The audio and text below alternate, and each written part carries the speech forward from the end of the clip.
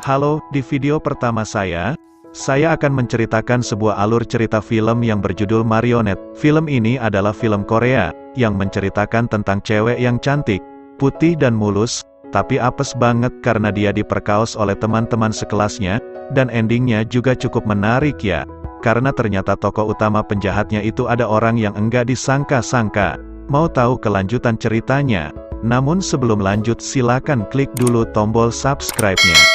Biar gak ketinggalan video-video terbaru dari channel ini, langsung aja check it out.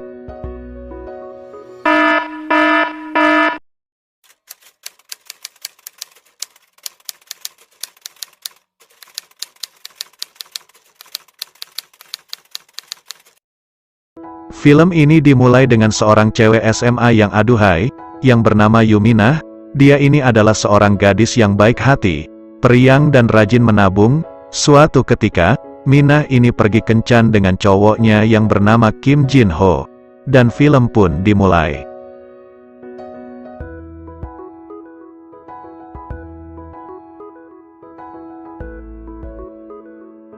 Mereka semua pergi ke sebuah karaokean, sambil nyanyi-nyanyi, sambil minum-minum cendol dawet. Kemudian mereka pulang ke rumah Jin Ho. Karena Minah ini terlalu banyak minum cendol dawet, jadi akhirnya si Minah abok tak berdaya. Kemudian Jin Ho memberikan sebuah botol kerating daeng, dan bilang itu untuk menghilangkan rasa aboknya. Tapi dia berbohong, kerating daeng itu tadi, ternyata isinya adalah obat tidur.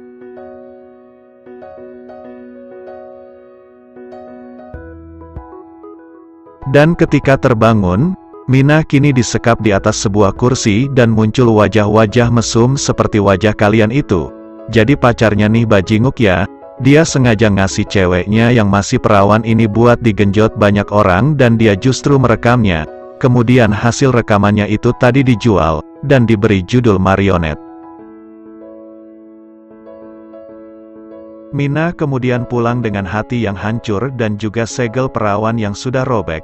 Dan di sini dia diancam kalau dia berani ngasih tahu orang lain, maka videonya tadi bakal disebar di seluruh jagat maya. Dan sejak hari itu tiap kali Minah ketemu dengan Jin Ho, dia selalu mengancamnya dan dengan terpaksa, Minah kembali melayani banyak laki-laki ini.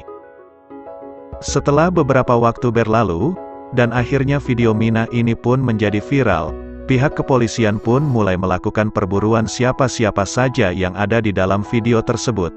Dan detektif yang menangani kasus ini yang bernama Go Jul, memberitahukan ibu Minah tentang kejadian yang menimpa anaknya tersebut. Ibunya pun menangis dan meminta tolong kepada Go Jul untuk menghukum para bajing mania yang melakukannya. Dan dengan kesaksian dari Minah, akhirnya mereka pun berhasil ditangkap dan dijebloskan ke dalam penjara.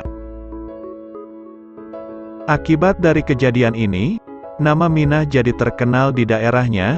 Akhirnya Go Jul membantu Minah dan ibunya untuk pindah ke kota Seoul, dan merubah identitas mereka, dan kini berubah namanya menjadi Han Seorin.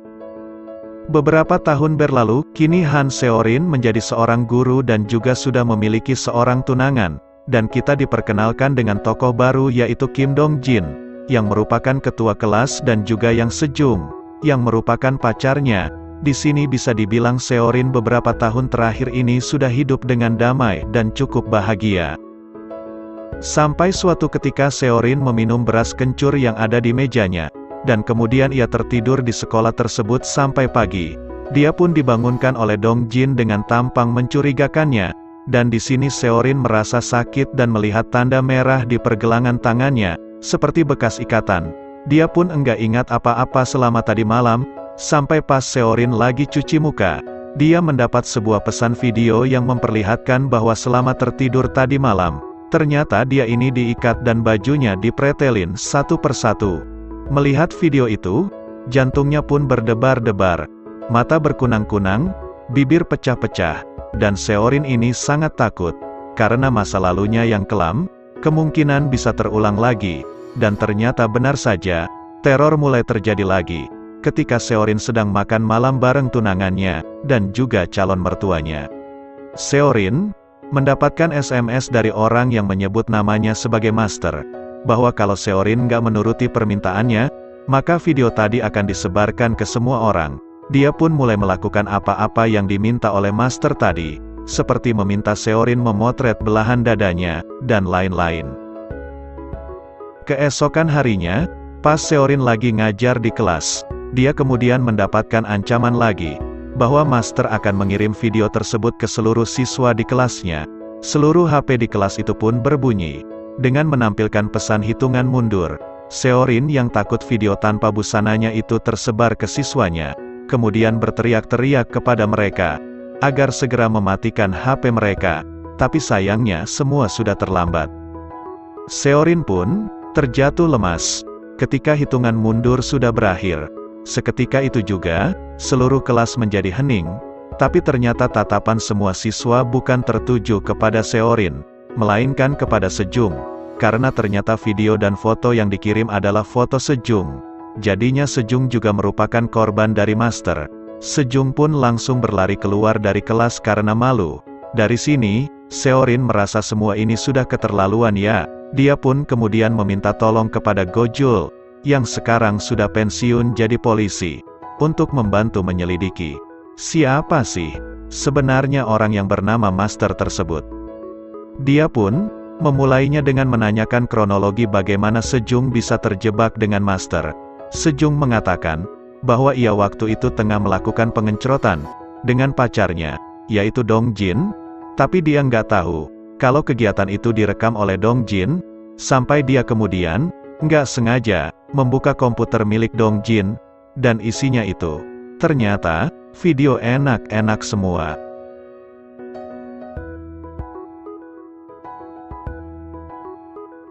Sejong melihat banyak banget foto-foto dan video cewek-cewek seumurannya, termasuk video adegan Sejong tadi. Dia pun tentunya langsung menghapus semua file tadi, dan ketika Dong Jin tahu, dia pun langsung marah, dan mulai mengancam Sejong. Dari pernyataan Sejong barusan, tentu saja Dong Jin kemungkinan besar menjadi kandidat tersangka sebagai orang yang menyebut dirinya master. Seorin pun mulai melakukan kegiatan penyelidikan kepada Dong Jin. Seorin secara diam-diam melihat seluruh gerak-geriknya dan dia juga hampir saja ketahuan oleh Dong Jin. Tetapi untungnya, ketika mereka mulai mengejar Seorin, dia berhasil melarikan diri dengan dibantu oleh Gojul. Di sini Gojul berhasil menginterogasi salah satu orang yang mengejar Seorin tadi, dan Gojul berhasil mendapatkan data-data dari orang-orang yang dianggap mencurigakan. Keesokan harinya, Gojul berdiskusi dengan Seorin tentang langkah apa yang harus mereka lakukan selanjutnya. Tapi tiba-tiba, Seorin terjatuh pingsan dan ketika Gojul melihat HP-nya, dia melihat foto-fotonya Seorin yang kini sudah beredar di internet. Akibat hal ini Seorin pun sudah putus asa dan ingin melakukan bunuh diri. Tapi rencananya tersebut terhenti ketika ia mendapatkan pesan video yang memperlihatkan Sejong tengah disekap.